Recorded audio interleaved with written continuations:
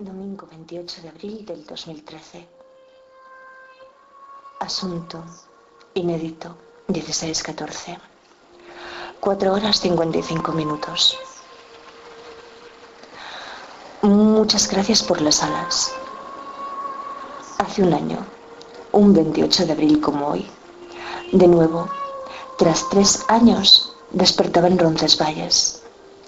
Pero tuve que regresar porque, como te explicaba, hace unos meses había dejado la etapa francesa, la etapa pirenaica por incumplir, y además el camino francés seguía rivalizando en interés en mi interior con el camino primitivo, e igual que la primera vez, y se me antojaba más apetecible que cualquier paseo por nuestra tierra.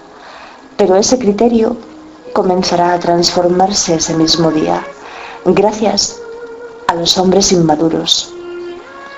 Hombres inmaduros con guión entre ello, todo junto, que aunque sienta la tentación de pensarlos como extranjeros, porque en aquella situación lo eran, no tiene por qué ser así, y sin embargo, esa otra condición se cumple en cualquier caso, y nunca te hablé de ello durante este año pasado, pero tras Auriz Burguete me sentía tan disgustada que me perdí, y cuando me quise dar cuenta, caminaba por la carretera bajo una lluvia torrencial y no por el camino que, sin embargo, fui capaz de encontrar sin ninguna ayuda la primera vez que debía de tomarlo, que en aquella ocasión del año 2009, para perderme, tuve que esperar acerca del Monte del Gozo y necesité ayuda. Así que el año pasado, en Espinal, a 6 kilómetros, me encontraba esperando el autobús, sin saber siquiera si esa misma mañana terminaría por detenerse para que yo pudiera tomarlo, porque era sábado y el interior de mis botas un charco, porque tan avergonzada salí de Roncesvalles que no se me ocurrió precaverme de la lluvia y cambiarme de pantalones, porque solo quería huir de lo que había tenido que experimentar ese amanecer, que era la crueldad de los niños cuando no se encuentran solos y tienen otro igual en quien apoyarse. Pero sé que prometí, antes de irme la semana pasada, hablar del poder o de las relaciones con el poder que mantienen las personas, pero aún no he tenido tiempo de ponerme con Foucault o con su síntesis, y sin embargo, comienzo dándote gracias por las alas, y he de explicar por Tony, esencialmente, que fue una de las 2 personas que me llamó Angelito, entre comillas, que me refería con ello a tus palabras tranquilizadoras entre transbordo y transbordo, porque detesto esa confusión como detesto otras. Y es que a Tony y a Bea, en Bodenaya, los tuve que corregir y les tuve que explicar que yo no era ningún ángel, sino solo humana. Pero igualmente a esto, que cuando aquel policía municipal me preguntó que si era médico, cuando me detuve con la mujer recostada sobre el banco, que él pensaba que solo era que estaba borracha y por eso me advertía que yo debía de tener cuidado, no fuera a llevarme un golpe, que sin embargo yo sabía bien de no saber, porque solo intuía, pero intuía con la certeza sensible, que no habría de llevarme, y que fue eso lo que en ningún momento dudé en el segundo Roncesvalles, pero así fue, y me escamó un palo en el ánimo, que no era el primero de aquel viaje, pero que sí fue el más doloroso, por inesperado, que en este último camino no hubo ninguno, pero gracias en parte a que yo soy capaz de recordar, y también a que en el fondo este camino primitivo, siendo las fechas más o menos las mismas, está mucho menos transitado. Así que logré dormir sola en casi todas las ocasiones, pero en Bodenaya no me libré y sufrí de pesadillas que me mantuvieron despierta prácticamente toda la noche por temor a causarle alguna molestia a los otros.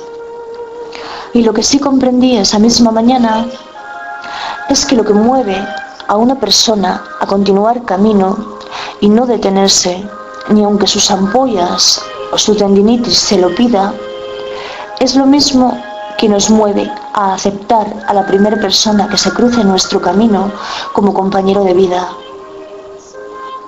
La necesidad de seguridad.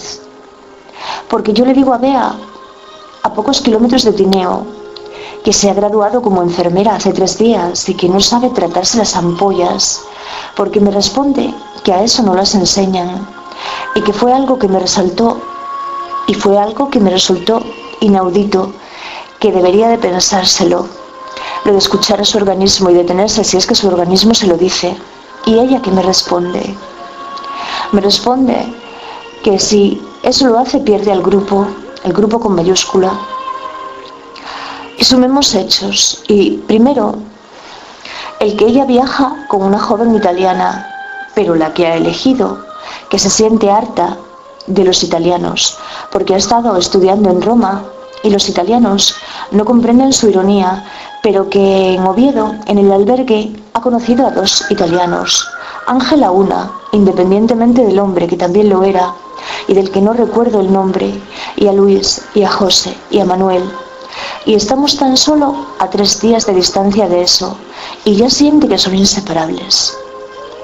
Cuando yo le digo que no, que me han hablado de un campo y un lago ahí mismo, en el restaurante de la carretera, en el que nos hemos encontrado, porque Alex nos advertía que a partir de cierto kilómetro el camino se convertía en un lago de barro, y yo polainas jamás he utilizado, y que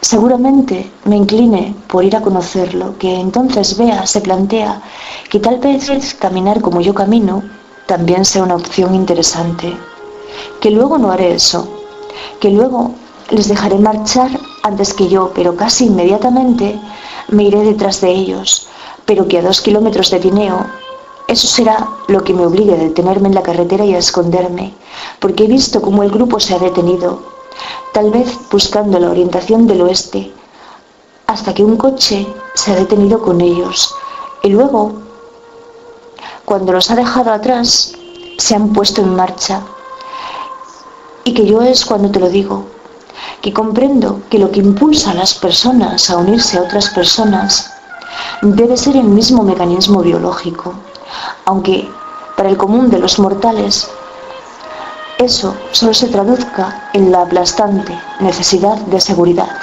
consciente o inconsciente, que uno tiene siempre, y que puede decirse que fue la primera reflexión a la que la experiencia me condujo estos días pasados lejos de ti, y que hoy es el cumpleaños de Manuel, pero que ya será el primer año que no le envíe unas palabras de felicitación siquiera, y que cuando Tony se hizo un lío conmigo y no sabía bien si yo estaba enamorada o no de ti, me lo preguntó, yo lo que le dije es que si estuviera enamorada no podría estudiar siquiera ni concentrarme en nada, y que yo lo que estoy por tanto es concentrada, pero que si sueño como hoy sucede el amor de la epidemia, al menos en el sueño me gusta eso, que la carne diga sí a la carne, pero que lo diga como carne enamorada. Buenos días, querido profesor. Y enseguida, pasando la última casa de la esquina, enseguida se te mete el camino a la derecha y ya vas hasta el Pedregal, el camino baja en el Pedregal a la carretera, y luego del Pedregal a Tineo el camino está súper embarrado. Guay, entonces no, ¿ves? Entonces en el Pedregal la opción que les digo a la gente si quieren es ir por la carretera, desde el Pedregal a Tineo, son 6 kilómetros. Ya. Los últimos 2 kilómetros son de carril. No, pero yo casi que voy por el barrio. Por el camino. Hombre, no, es que me agobia muchísimo la carretera. Ya, lógico. Vale, pues entonces nada. Y luego ahí tienes albergue en Tineo. Y luego tienes el siguiente espera, albergue. ¿Y qué más tengo en Tineo? En Tineo todos los servicios. Todos los servicios, pero culturalmente tengo algún Tienes artista para conocer. Un museo de arte sacro, la iglesia ¿Y algún personaje que escriba o pinte o que yo pregunte Hombre, por un él? personaje curioso, no deja de ser curioso, tiene una casa, se llama Pana. Tiene una casa saliendo del camino, que pasa el camino por la puerta, como es como una cuadra, y ha pintado allí, aquí vive uno de los últimos de Filipinas, y y eso me suena de una foto que yo vi en la red. Pues el pana suele estar por ahí por Tineo, y ¿sabes lo que te quiero decir? Sí. Y yo que sé, como personaje así curioso, a mí el Laureano, que es el presidente de la Asociación de Amigos del Camino de Santiago, Asturgalaita del Interior, tiene una tienda allí en la avenida González Mayo. Cualquiera de estas dos personas, ¿sabes? Vale. Pero no hay ningún escritor así... Pues mira, que yo sepa, no, igual lo hacen, no sé. No, yo hice sobre todo critiqué la medicalización de la muerte. El hecho de que en la sociedad contemporánea se muere en el hospital y se muere solo y la gente no puede llorar, no puede, o sea, ya no vivimos conscientes de la muerte y entonces la hace que la vida no se viva bien, de verdad, intensamente. Y la tienes puedes. Pues me encantaría leerla. Bueno, y hablé pues eso de las emociones del enfermero. Y el llevar, como lleva la medicina actual hasta el extremo, ¿no es más inhumano el prolongar la vida de las personas por medios artificiales? ¿De eso también hablaste? Sí, también hablé. En italiano se llama accanimento terapéutico. Aquí no sé cómo se llama. Accanimento. Cuando la medicina se preocupa, un médico, creo que he visto los servicios, se preocupa más de alargar la vida del paciente que no de que muera con dignidad. Exacto. ¿Y qué edad tienes tú? ¿Cuál sería para ti la idea de una muerte digna en el hospital? En el hospital no se puede morir. Y luego hablamos de diversas muertes, O sea, está la muerte, yo que sé, en la antigüedad, la